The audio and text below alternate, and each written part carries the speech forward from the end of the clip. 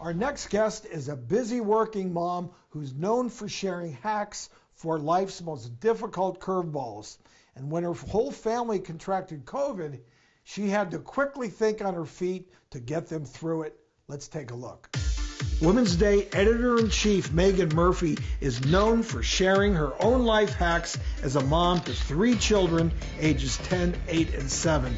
From handling indoor boredom, creating a family exercise routine, or simply giving moms permission to cry in the shower, Megan has created a large social media following with her infectious personality.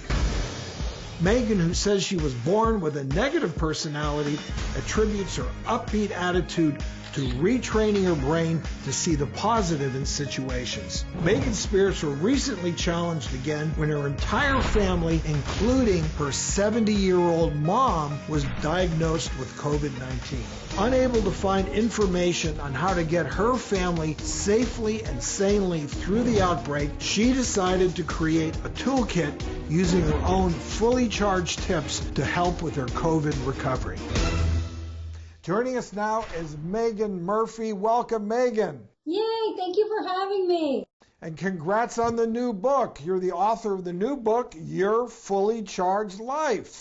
Yes, I feel like I just gave birth to a 4th child. I mean, it happened.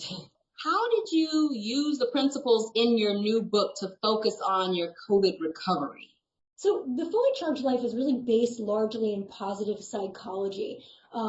I love the work of Martin Seligman, who talks about the PERMA theory of wellness. And he really sort of looks at the key characteristics of anybody who really flourishes in life.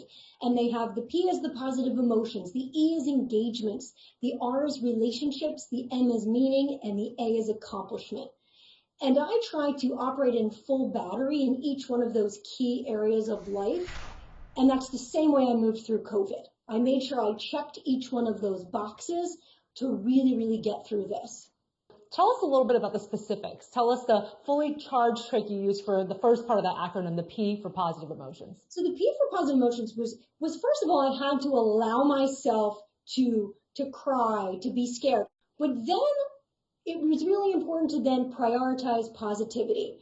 I needed to really look to love, to gratitude, some of those key characteristic traits to start to shift the narrative and prioritize positivity. So changing the thought from why me to why not me, and to really understanding that there were things I could do to get through this, understanding that there were positive action steps, and even reminding myself I'm a person who's done hard things in the past, and sort of looking to some of those things to understand that I could also get through this.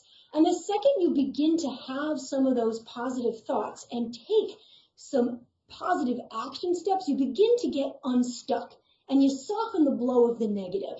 Basically, kind of opt for a glass half full instead of glass half empty. Yeah, I also like to say, my thing I always say to my family is, you know what? It's refillable. We can pour more water. Doesn't matter either way. I love that. Now, your second fully charged trick was to get engaged. How exactly did you do that while you and your family were busy fighting COVID? It's going to sound a little crazy, but when we're engaged with something, it really does move the happiness needle. And so my daughter and I binge watched Stranger Things. It gave us something to look forward to. It gave us something that we both cared about and anticipated. I binge watched Broadchurch with my husband. And just having those little things to look forward to was really helpful.